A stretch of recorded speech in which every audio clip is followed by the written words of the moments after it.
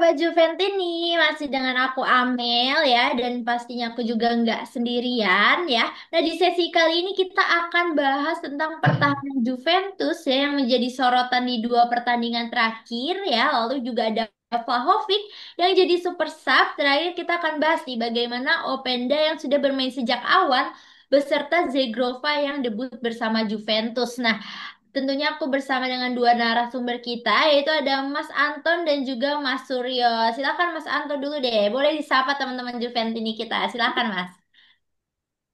Suara Juventini, kenalin gua Anton, Juventini dari Jakarta Barat. Oke. Terima kasih Mas Anton. Boleh Mas Suryo. Ciao, halo, assalamualaikum warahmatullahi wabarakatuh, salam sejahtera untuk semuanya, Om Swastiastu, Namo Buddhaya, salam kebajikan. Gue Suryo, seorang Juventini dari pinggiran Jakarta alias Depok. Oke, warga Depok. Terima kasih Mas Suryo dan Mas Anton. Nah, buat teman-teman nih yang lagi nonton ya, teman-teman Juventini yang kayaknya seru juga nih jadi narasumber. Kalian juga bisa banget ya menjadi salah satu narasumber kita ya. Caranya gimana sih? Caranya gampang banget, tinggal kalian bergabung ke membership kita ya. Selain itu nanti kita juga ada grup WhatsApp nih teman-teman. Jadi pastinya rame ya. Tentunya narasumber-narasumber kita juga bagi-bagi info gak pelit tentang Juventus. Nah, dan teman-teman Juventini juga nih yang mau support channel kita nih biar makin berjaya, makin maju gitu ya, dan juga mungkin bakalan sering podcast ya biar offline. Kita juga udah ada QRIS nih, jadi teman-teman bisa scan, bisa ngasih apa namanya semangat gitu ya, biar kita tentunya makin semangat juga. Oke, oke kita langsung aja ke materi pertama kita ya, yaitu adalah pertahanan Juventus nih. Ya, di mana di musim 25-26 ya baru berjalan 4 pertandingan ya. Juventus sebenarnya mencatat start yang positif ya dengan 3 kemenangan di Serie A dan hasil imbang dramatis ya 4-4 di Liga Champion. Namun ada pola yang mulai mengkhawatirkan nih. Ya, dari 7 gol nih, 7 gol udah bersarang nih ke gawang Juventus ya. 4 diantaranya berasal dari luar kotak penalti. Nah, fenomena ini kan terlihat jelas nih ya dalam dua laga terakhir di mana melawan Inter ya kita 4-3 dan melawan Dortmund ya di mana 4-4 hasil akhirnya. Ada kecenderungan lawan nih memanfaatkan ruang di depan garis pertahanan Juventus nih untuk melepaskan tembakan jarak jauh. Nah, ini bukan sekedar kebetulan ya, melainkan gejala berulang nih yang pastinya perlu kita perhatikan serius nih. Nah, gimana nih pendapat dari narasumber ya? Jadi ada dua pertanyaan nih. Bagaimana para narasumber nih melihat pola kebobolan Juventus nih dari luar kotak penalti yang sudah terjadi 4 kali nih di awal musim ini? Lalu kedua, apakah ini lebih banyak masalah posisi gelandang bertahan gitu ya, yang gagal menutup ruang, ataukah soal organisasi blok pertahanan nih yang malah terlalu dalam?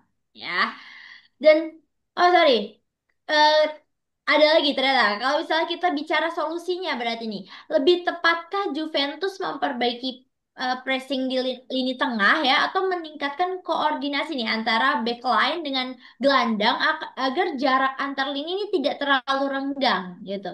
Silakan Mas Suryo dulu deh. Silakan Mas Suryo.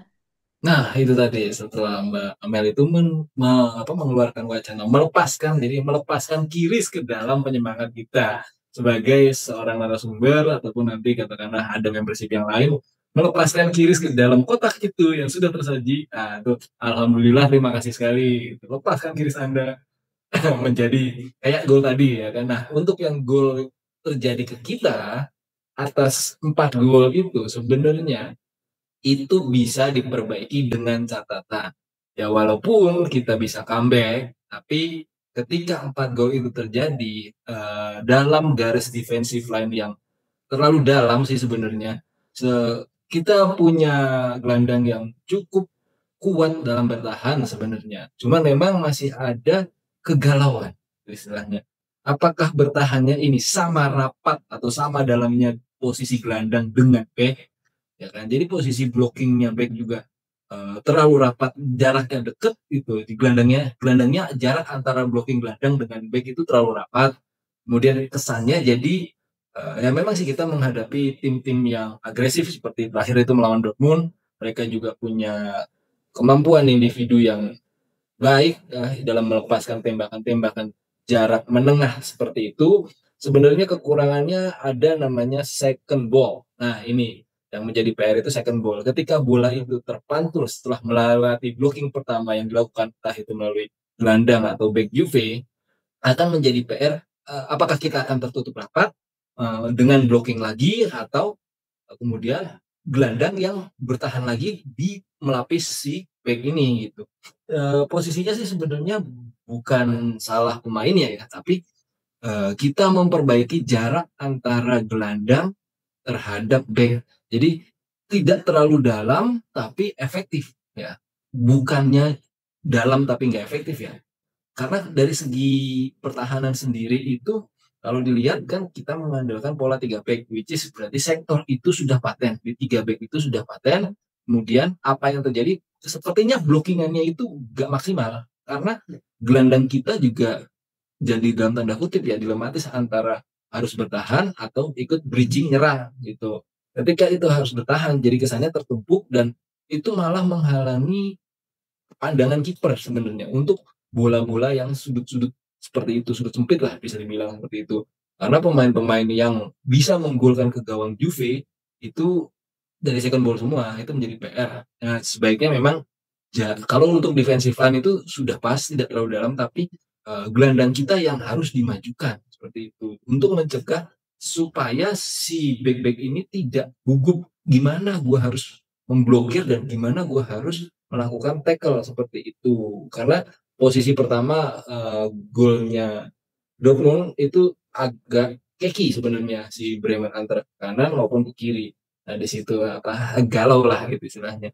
Ya sudah sebenarnya yang perlu diperbaiki adalah jarak range antara gelandang dan back. Backnya sudah tidak terlalu dalam sebenarnya menurut saya. Tapi gelandang yang masih terlalu rapat ke dalam. Jadi agak disenggangin sedikit atau agak maju sedikit karena second ball ini menjadi PR buat kita gitu. Kalaupun memang dari defensive line, sebenarnya defensive line itu kalau kita main offside track, oke berguna. Tapi kalau kita main seperti kemarin, ya jelas tidak berguna karena kan gol-gol yang datang terjadi dari second ball seperti gitu Mbak.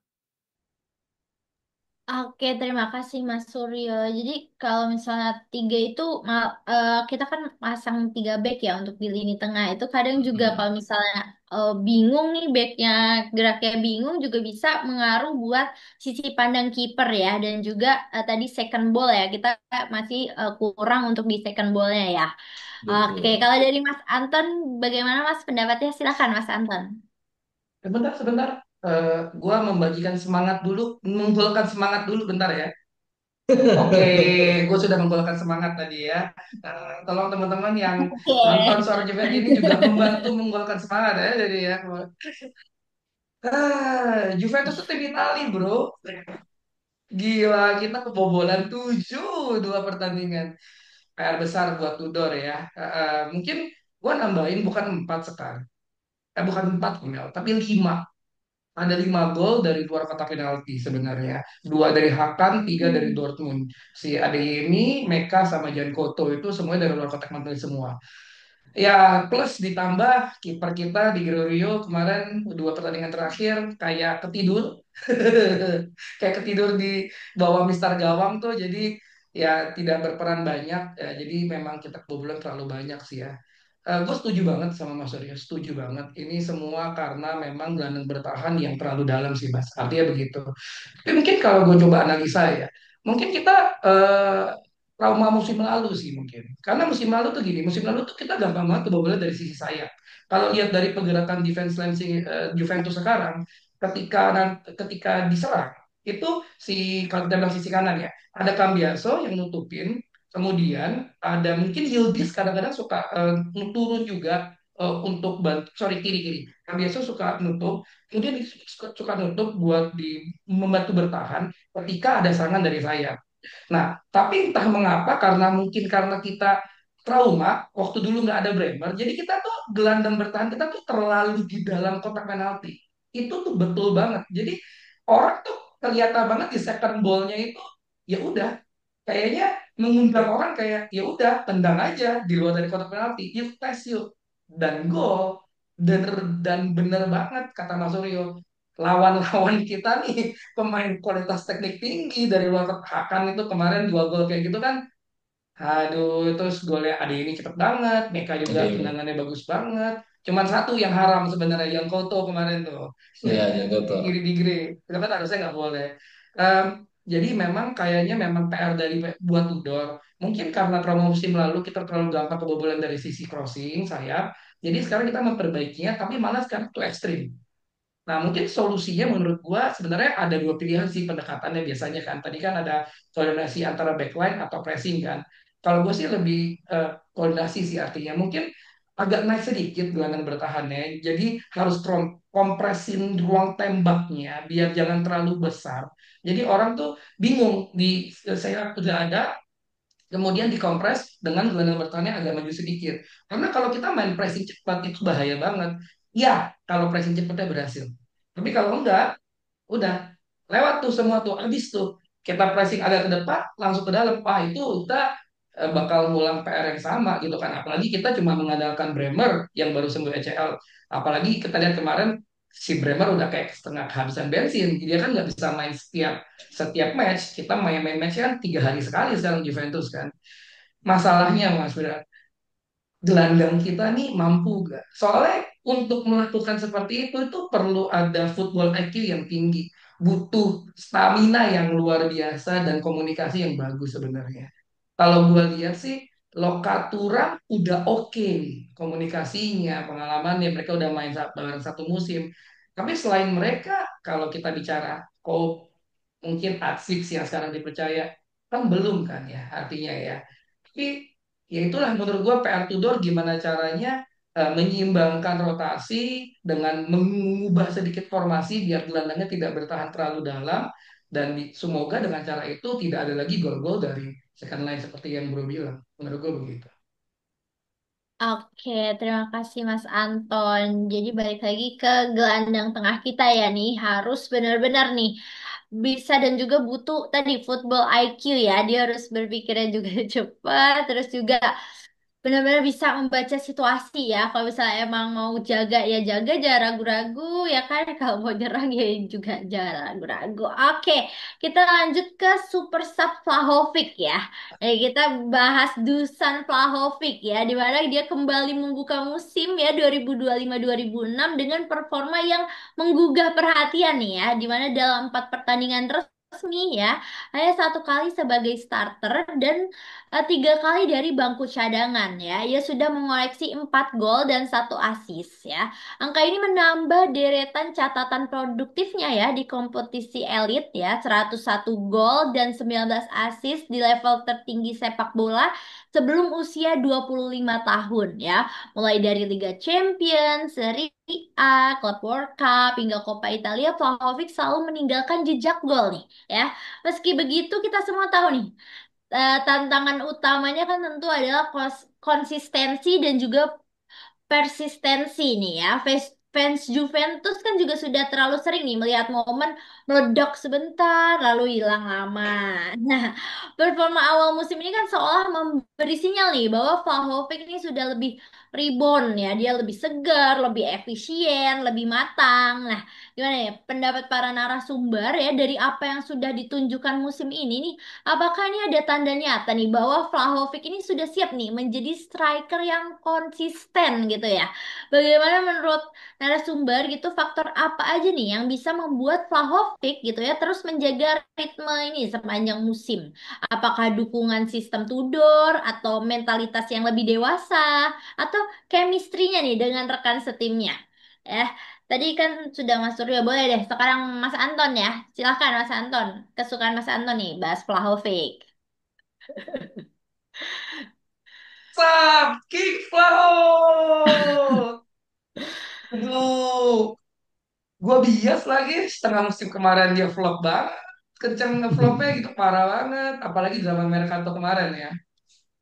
Gue harus subjektif banget lah. Kita harus kasih tepuk tangan ke Vlahovic musim ini. Itu gila itu. 4 laga, 4 gol, 1 assist. Kalau mau ditambah dengan kemarin dia main di negaranya dia nyetak 1 gol. Dan lebih menarik, semuanya sebagian besar dari bangku cadangan. Statistik nggak bisa bohong ya. Jadi dia super sub, udahlah. Semoga bisa jadi super sub terus karena pas starter malah nggak megang apa, dia nggak nyetak apa-apa waktu di lawan Inter kan ya. Tapi konsistensi kita juga lihat hal yang sama dari Vlahovic di setengah musim pertama kemarin kan ya. Iya kan ya. Ya kita tunggulah bagaimana dia mempertahankan ritme di 3-4 bulan atau mungkin semusim ke depan kan ya. Tapi dia punya tanda-tanda positif sekarang kalau saya lihat. Pergerakannya jauh lebih cerdas. Gol pertama kemarin lawan Dortmund itu dia bagus. Dia tidak tidak sekedar menunggu crossing lagi, dia turun. Terus first touch-nya way better. First touch-nya itu kayaknya ada pelatih khusus deh buat dia belajar first touch-nya itu sekarang kan. Eksekusi lebih tenang kalau gue lihat kemarin finishingnya jadi klinis kan ya, otomatis kalau dia tenang kan nggak terburu-buru. Kemarin gue pakai kaki kanan juga oke, nggak maksa pakai kaki kiri terus. Em, Terlihat sekarang bisa megang bola jauh lebih baik daripada musim kemarin. Dia bisa nahan sedikit, oper sedikit itu jauh lebih baik. Dan yang paling penting sebenarnya mentalnya sih. Mungkin setengah musim kemarin tuh mentalnya hancur banget. Dia kan kelihatan banget kalau kalau nggak nyetak gol, ngoceh-ngoceh, marah-marah. Nah, kayaknya dicadangin itu menjadi penyemangat yang bagus tuh buat dia tuh kayak, wah gue cadangin nih, gue mesti buktiin diri gue bisa nih dan terbukti dia bisa. Karena apa ya? Karena apa yang berubah gitu kan nanti ya? Faktor utamanya sih menurut gue sistem Tudor sih. Sistem Tudor yang sekarang tuh 3-4-2-1 tuh membuat Vlahovic sekarang lebih lebih nyaman, lebih punya supply bola yang cukup. Maksud gue seperti itu. Ditambah dengan apa? Dia melakukan perbaikan dari dalam diri dia, ditambah formasi yang pas, itu membuat dia itu sekarang jauh lebih efektif, bisa nyetak banyak gol seperti sekarang dari Yildiz lah, nanti dari Ciko lah, karena kita menunggu sekali dari Joao Mario, dari Jegorva ke depannya. Otomatis Vlahovic bisa lebih fleksibel dan mencari celah untuk mencetak lebih banyak gol. Kemarin Vlahovic terbukti juga sundulannya juga mantep kan kemarin kan. Jadi kalau supply bolanya ini efektif nih, gua rasa gol-gol dari dia akan terus mengalir. Tapi mentalitasnya mesti jaga. Karena persaingan di Juve nggak main-main sekarang.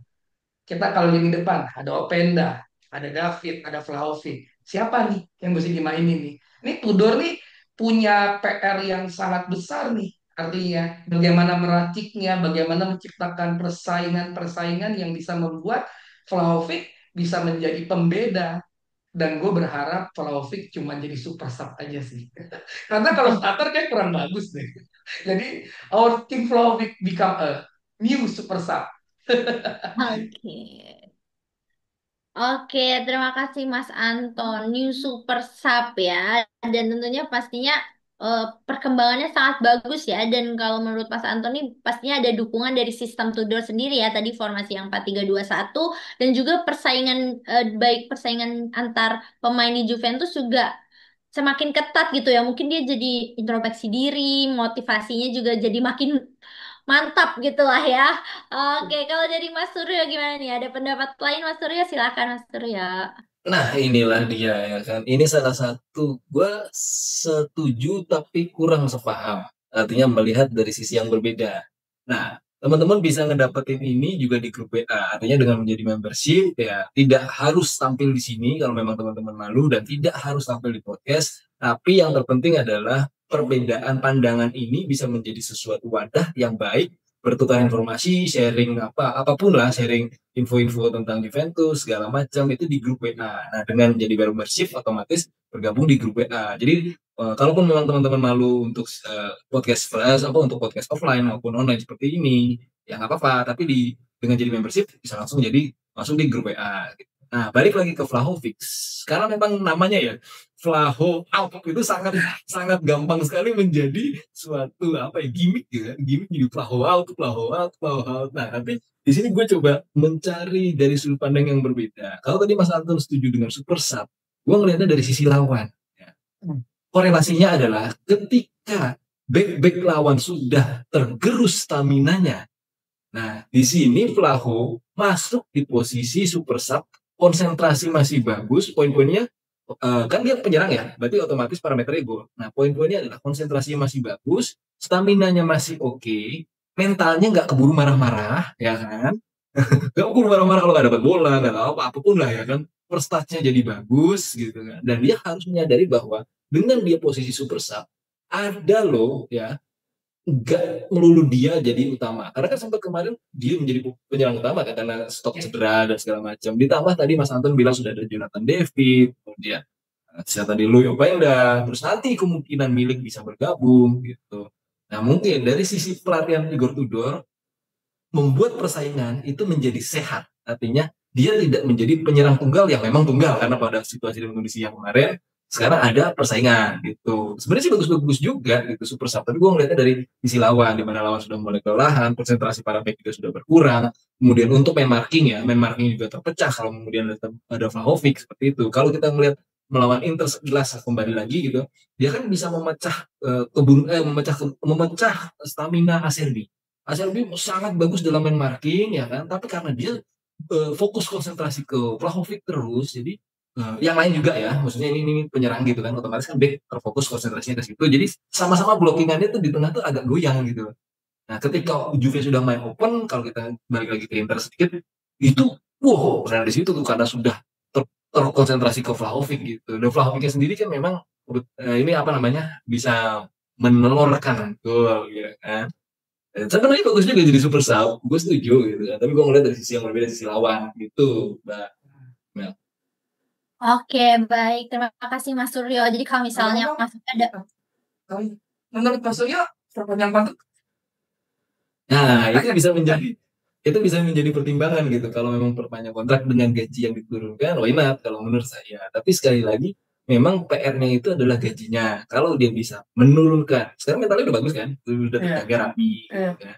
Kalau dia sadar bahwa ini adalah tim dan dia senang di Juventus, bukan sekedar individu apa yang menunjukkan superioritas dominannya dia, gue pengen gaji segini dan gak mau turun gitu. Kalau turunkan sedikit menjadi super sub dia oke, ya bagus sih sebenarnya menurut saya. Jadi kalau buat super sub kemahalan gitu ya, kemahalan. Masih kemahalan. Oke, silakan. Oke, gimana nih? Coba semoga Mas Vlahovic mungkin denger ya, nanti mungkin dia mau turunin gajinya dia biar bisa jadi super sub ya. Oke. Ya, betul. Karena beberapa kali reels kita di IG dilihat sama Yildiz loh. Wih, siapa tahu habis kasih semangat Yildiz bisa ke sini. Betul. Nanti kita langsung undang ya. Waduh, ngomongnya itu yang susah tapi. Oke, kita masuk ke materi kita terakhir nih ya. Oh, ada apa namanya pemain baru Juventus dari hasil beli Mercato kemarin ya, Openda dan juga Zegrova ya, di mana match day satu Liga Champion ya antara Juventus melawan Dortmund tidak hanya memberi sorotan pada hasil nih ya teman-teman, tapi juga pada debut dan penampilan dua nama baru ya. Luis Openda dan juga Edon Zegrova ya. Seperti yang kita ketahui, Openda sendiri ini adalah striker asal Belgia ya, turun sejak awal dan mendapat rating 6 ya menurut Gazeta.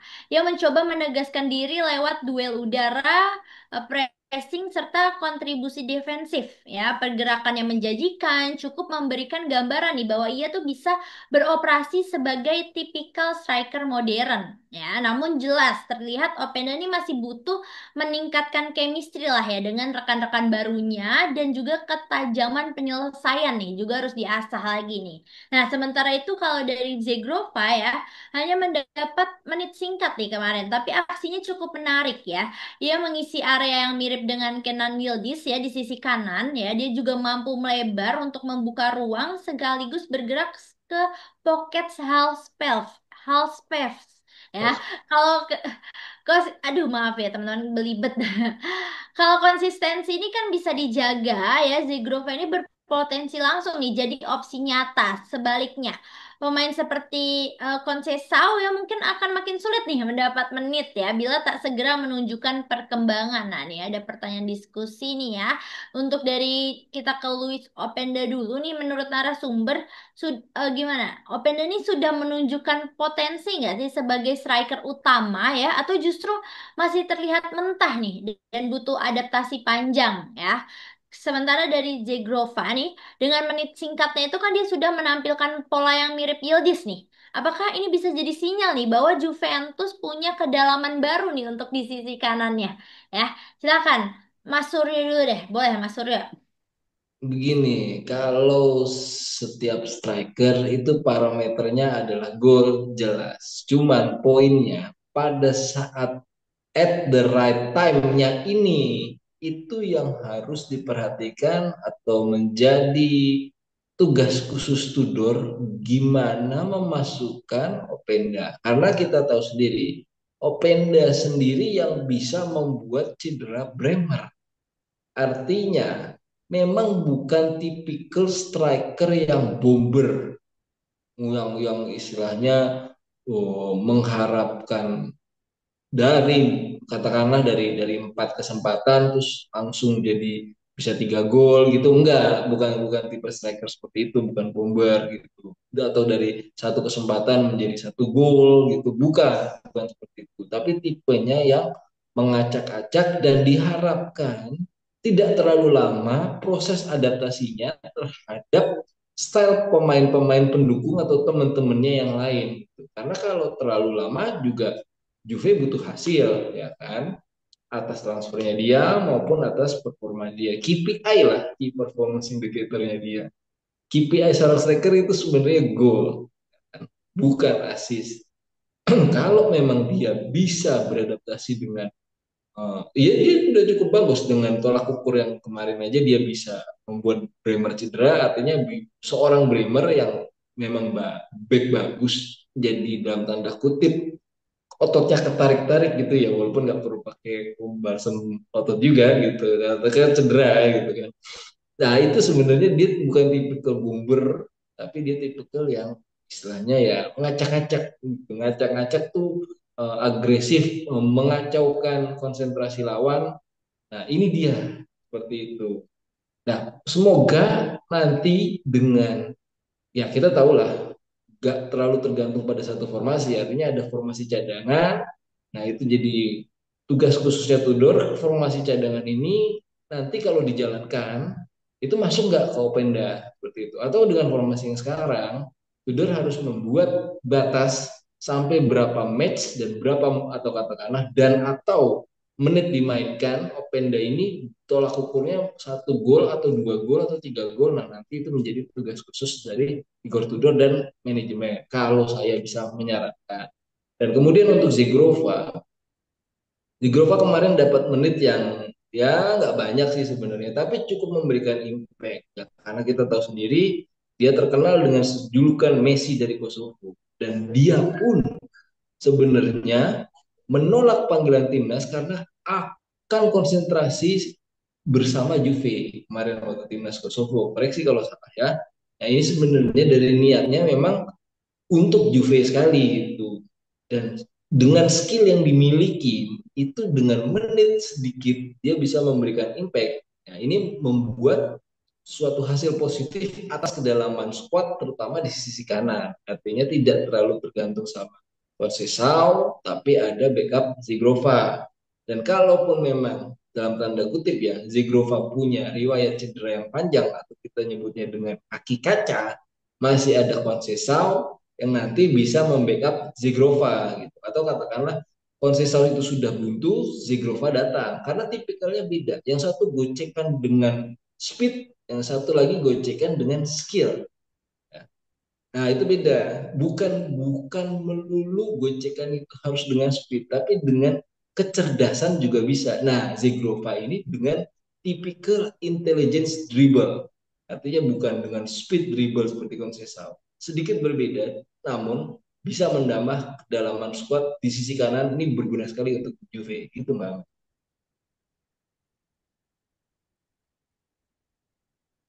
Ya, baik. Terima kasih Mas Suryo. Jadi kalau misalnya untuk Luis Openda kita bisa lihat ya bagaimana Tudor sendiri juga memanfaatkan nih ya rotasinya gitu ya. Gimana dia nanti mainnya, cocoknya bagaimana kira-kira. Dan juga kalau untuk Zegrova ini tadi ya Messi dari mana Mas? Kosovo. Oh, Kosovo ya, dimana dia juga udah merelakan tidak ikut bermain timnas dan juga like, mau fokus ke staf Juventus ya, dimana itu kan bagus ya. Ya, kita tentunya berdoa yang terbaik lah ya untuk Zegrova dan Openda, semoga cepet-cepet nih untuk chemistry-nya terbangun. Nah, kalau dari Mas Anton sendiri bagaimana Mas pendapatnya? Silakan Mas. Gue mulai dari Zegrova dulu ya. Nah, ini kelihatan sih pemain yang lebih matang ya, lebih dewasa ya. Cuman teman-teman, ayo ikut member Suara Juventus ini. Soalnya ada gosip-gosip di WA Group kemarin pada saat Zegrova main. Itu perhatiin deh teman-teman semua. Zegrova tuh kayak pakai celana kedodoran. Jadi kayak rada ngangkang gitu jalannya. Dan itu cuma bisa didapat kalau teman-teman ngeliatin bener-bener. Itu teman-teman semua di Suara Juventus ini tuh punya pendapat yang lucu-lucu unik-unik gitu. Tapi ya Jagrova ya, make an instant impact lah. Itu impactnya langsung betul. Dia pemain yang sangat-sangat kita butuhkan sekarang. Karena kadang kita tahu Ciko bisa nggak konsisten. Ciko juga bisa kehabisan bensin gitu. Apalagi kalau Ciko cedera. Sebelah kanan kita mati deh ya. Ya kita berharap banget Jagrova yang udah bener-bener memilih untuk memulihkan staminanya atau fisiknya dengan tidak mengikuti panggilan timnasnya itu bisa berbuah manis sih untuk si Juventus sendiri kan. Sekaligus inilah sebenarnya kenikmatannya punya deep squad gitu artinya. Jadi si Conceição sendiri, Chico sendiri akan lebih mengasah dirinya. Ketika nanti dikasih menit bermain, gua rasa dia akan menunjukkan yang terbaik. Zegrova pun akan begitu. Jadi menjadi persaingan yang sangat sehat sih artinya ya. Terutama kita kalau kita bisa lihat skuad-skuad muda seperti ini kita butuh pemain-pemain yang sudah matang lah. Salah satunya memang Jagrova. Plus menilai tadi ngomongan kaki kaca yang mungkin rotasi atau pergantian atau permainan Tudor jadi punya banyak formasi itu juga memberikan opsi-opsi yang sangat menarik buat Jagrova. Tapi kita mesti tahu permainan di liga sebelumnya berbeda dengan liga Serie A. Liga Serie A adalah liga yang taktis, liga yang keras. Nah, kita mesti lihat ke depannya Zagdova bisa menyesuaikan seberapa cepat nih, apalagi dengan tim yang baru. Tapi harapan gue sangat besar sehingga kita bisa punya punya satu opsi yang berbeda. Jadi kiri kanan hidup gitu artinya. Enggak kadang-kadang Conte juga terlalu maruk atau terlalu ngegas gitu artinya. Ya, mungkin kali ini Juve jadi punya opsi yang berbeda. Kalau buat Luis Openda, ini pemain yang sangat-sangat menyita perhatian saya sih ya. Itu Openda ini punya mobilitas, dia nggak statis, dia ke bawah minta bola, dia ke kiri bisa ruang buka ruang, dia bisa bisa target untuk attack talk pada saat build up. Ya, dia bisa duel udara meskipun badannya kayak gitu gitu kan. Dia bisa menekan lawan. Ini tipikal striker modern banget yang dibutuhin Tudor. Nah, kalau masalah gol, seperti Mas Suryo bilang, ya kita menunggu efisiensinya, efektivitasnya seperti apa. Betul striker memang barometernya adalah gol. Tapi ya kita kasih waktu lah ke Openda lah, karena baru main satu match kan. Menariknya di match terakhir, saya lihat itu kemarin, Openda itu kan dipasang di tengah. Nggak terlihat beberapa kali nih, dia tukeran sama si David. Si David yang dipasang di agak melebar ke kanan sebenarnya. Saya terakhir beberapa kali kulihat tuh David yang lebih ke tengah, Openda yang lebih ke kanan. Tapi kalau dari saya ya, kalau dari saya merasa kok kayaknya Openda ini eh, kurang deh kalau di tengah. Berkaca dari yang terakhir di klub dia terakhir, dia kan sama Sesko di depan tuh waktu itu. Nah, dia kan terlihat beberapa kali sering umpan ke Sesko, dia buka ruang, Sesko yang ngegolin. Menurut Mas Suryo gimana? Apakah dia enaknya dipakai di striker tengah atau emang kita bisa eh, manfaatkan di sisi yang berbeda Mas Suryo? Nah, itu menjadi tugas khusus Tudor kan tadi saya bilang formasi cadangan. Nah, seperti apa formasi Hmm, cadangannya? Apakah Tudor pernah nyoba jadi 4-4-2 kan waktu itu? betul betul. Nah, di sini bisa masuk Openda karena tipikalnya Hmm, memang bukan tipikal bomber menurut saya. Karena tipikal ngacak-ngacak. Terbukti dia bisa hmm, membuat Bremer cedera, ya kan? Artinya sekelas Bremer, sekelas Bremer tuh ototnya ketarik gitu ya. Artinya iya iya. lu ngotot, ngotot, ngotot, ngotot, ngotot, ngotot gitu, tapi memang bisa berfungsi sebagai pemantul, bisa, Iya, ya kan? iya, iya. Bisa berfungsi sebagai penarik tenaga atau stamina konsentrasi stamina back lawan itu, ayo kita adu balap gitu ya, adu balap terus ya, tapi memang bukan sebagai goal getter ya, bukan sebagai ini apa main lumbung gol gitu. bukan seperti itu. Nah, formasi kalau kalau kita dengan 3-4-2-1 terus pasti akan lama-lama terbaca juga gitu oleh pelatih-pelatih pintar yang akan menjadi lawan tim kita dengan mereka mungkin sport science mempelajari melalui video kelemahannya di mana, kemudian kekuatannya di mana. Artinya perlu disiapkan formasi cadangan yang menyesuaikan dengan si Lois Openda ini. Karena kalau tadi Mas Anton bilang persaingan sehat, kayak Ciko kalau di tanpa saingan juga gak sehat juga gitu. Nah, Iya. si ada Openda, ada Jonathan David, kemudian ada nanti kalaupun memang milik sudah sembuh dari cedera, terus ada Vlahovic. Sebenarnya formasinya tuh bisa berubah jadi 4-4-2 juga nggak apa-apa gitu. Artinya plan B formation. Artinya Iya. ada formasi cadangan kalau sudah buntu. Seperti itu, Mas. Gila. Kalau gua sih jadi Tudor sakit palak sekarang. For, opsinya terlalu banyak. Itu tapi seru ya. Kayak ibaratnya ini kayak kita punya mesin Ferrari nih. Lu mau Mm-mm. gas seberapa banyak, lu mau nikung di mana, lu mau nginjek kopling rem di mana nih, seru. Jadi PR Tudor lah ya. Kita tunggu Ya, racikan ya sebenarnya a problem. Cuma disebut problem dong. ya, Gitu, Mel. exactly. Oke, terima kasih Mas Suryo dan juga Mas Anton ya. Pastinya kita bakal nunggu ya racikan dari Tudor ya, apalagi kedatangan dua pemain baru. Semoga aja bisa semakin bikin Juventus nih jadi mungkin bisa ditakuti gitu ya. Taktiknya yang baru bisa bikin kita menang terus saja. Kalau bisa jangan seri, jangan tipis-tipis ya, beda 1 gol. Kalau bisa mah jauh gitu ya. Oke teman-teman Juventi ini gak terasa itu tadi pembahasan kita ya mengenai news tematik kali ini. Saatnya aku Amel dan juga narasumber kita Mas Anton dan Mas Suryo pamit undur diri semuanya. Jangan lupa buat di like, di komen, di share ke teman-teman yang lain. Kita tutup dengan Vina Vine. Forza Forza Juve! Juve.